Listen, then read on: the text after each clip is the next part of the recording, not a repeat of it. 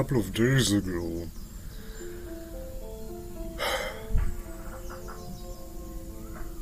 I had this head twitch again. And this time it happened in public.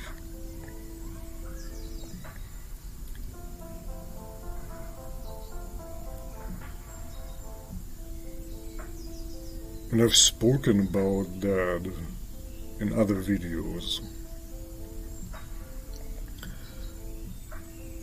In a quite awkward way, admittedly. Because for me it's something very embarrassing. And the situation a couple of days ago was so special, so peculiar, because my head twitch was very intense. And a person saw me and looked at me weirdly. Why does this head twitch? Yeah, I could see this person was judging me because of that twitch. And it made me feel embarrassed.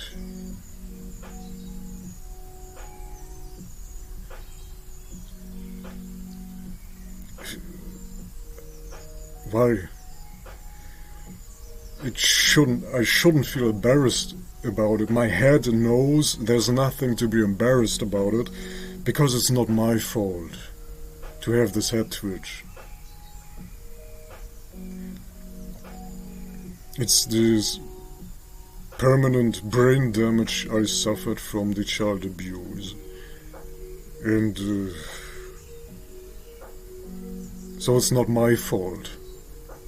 It was done to me against my will. I didn't choose to be abused as a child.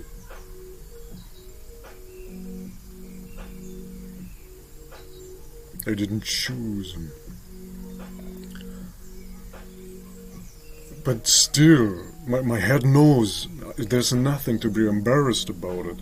But my heart, my emotions, I feel extremely embarrassed about it. Yeah, and the more my head twitches, the more I feel embarrassed. And it can reach a point where I can't leave the house for a couple of days. Because I don't want others to see the head twitch. Because it makes me feel so self-conscious and embarrassed.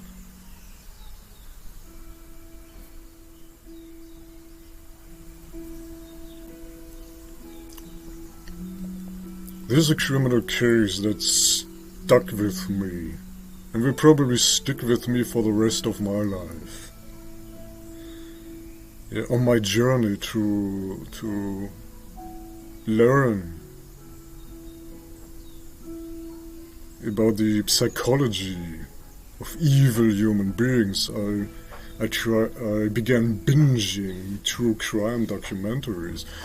And one case that stuck was the case of Jeanette Marie Maples.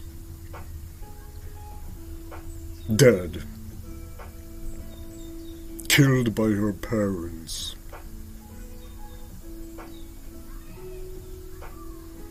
There's a nice photograph on the internet when you search up this name, where she's wearing a light blue jacket and is trailing a snowball. And you would think nothing about that photo. Yeah, just a smiling young person, a very innocent photo if you don't know the backstory.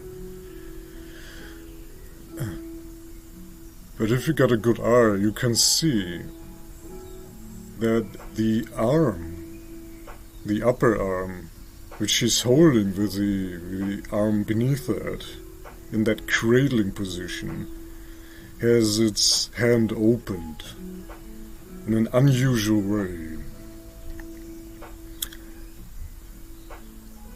And this is because that hand is paralyzed. Because the entire arm is paralyzed. And that's why she's holding the paralyzed arm with the still functioning arm.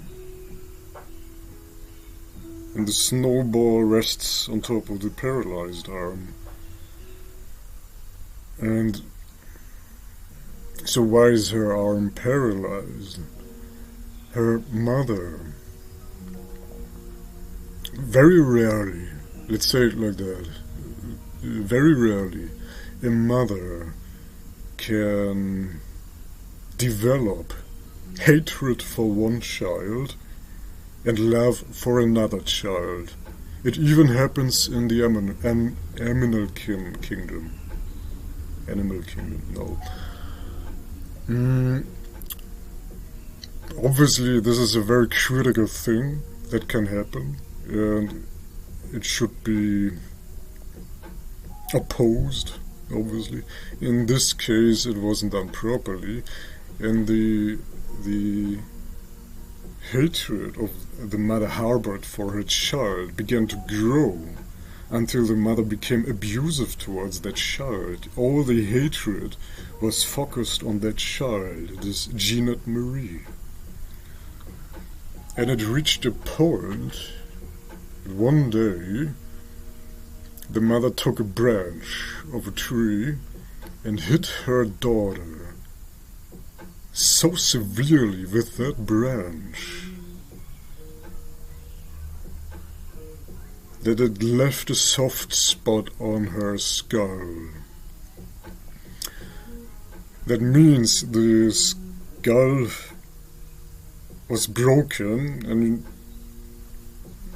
you could stick your finger in. There was not much resistance because the hard bone was fractured. And since then, this abuse caused permanent brain damage to her. And since then, she lost function of that arm. And this is why she's holding this paralyzed arm with her other arm. And I've always wondered, why did this case stick with me so much? Yeah, at first, every abuse situation is different. Every case of abuse is completely like a new one, yeah? Sometimes there are some similarities, but it's every case is different, is special, yeah? But in this case, it was about the brain damage.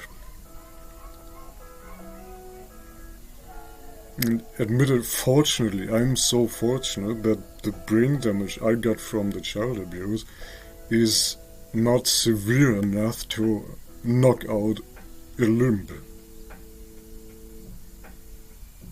Fortunately. So the case of Jeanette Marie Maples in that specific subject of brain damage is more severe.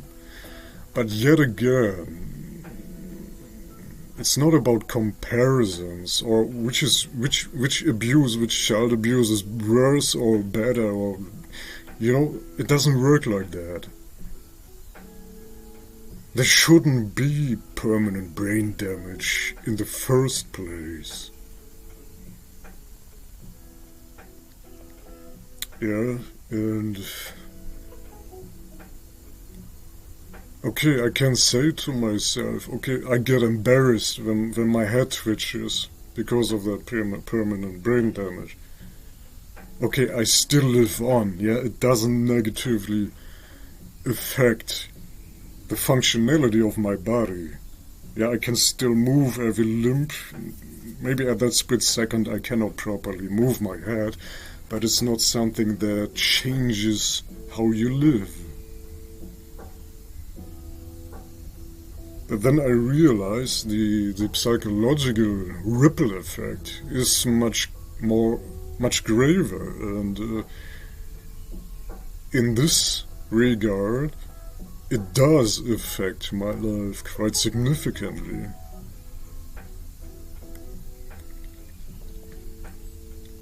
When I don't leave my home for a couple of days because I get this self-conscious about myself, because I don't want to be seen with my head twitching.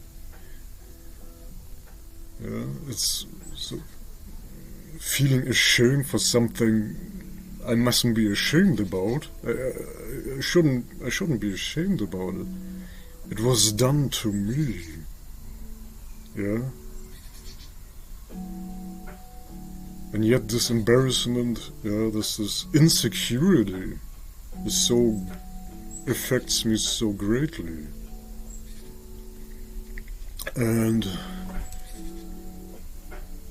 a completely different point. And think about it that way.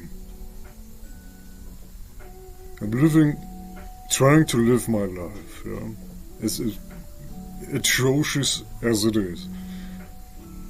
And there are some moments where I have lighter thoughts and I don't constantly think about child abuse, yeah, and I don't know, I see the sun, I see a couple of ducks, or I see flowers, and I try to uplift myself, yeah, and then suddenly my head twitches. What do you think happens there, psychologically? It hits me like a hammer. Suddenly the child abuse is completely everywhere. And the entire mind is so present so strongly again, yeah, and just this tiny twitch reminds me of this abuse. And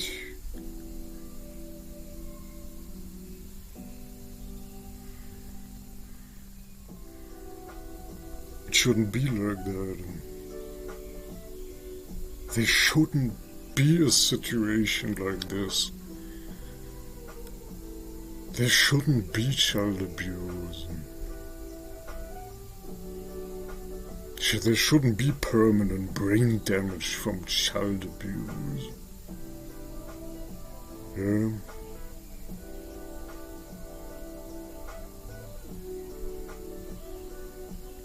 Yeah, I ask myself, why is the world like that? Why is the world like that?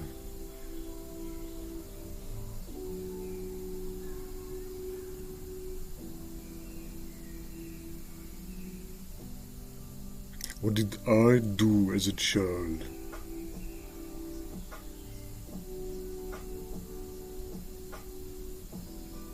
To deserve this?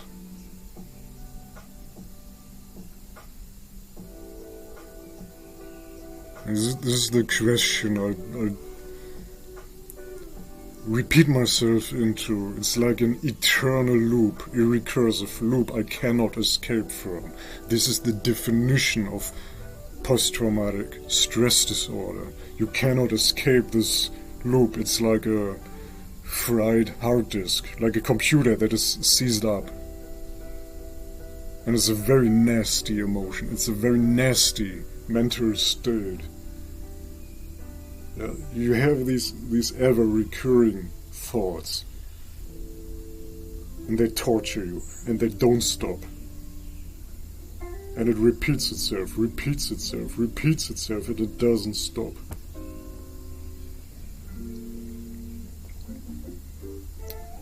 And whenever the head twitches, this is going on in my mind.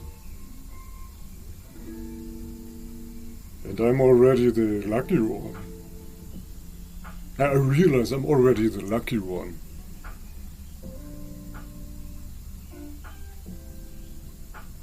A lot of people don't survive their childhood because of abuse. A lot of people don't survive.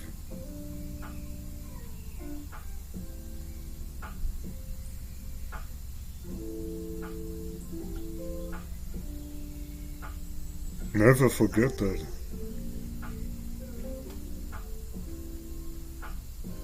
Never forget that.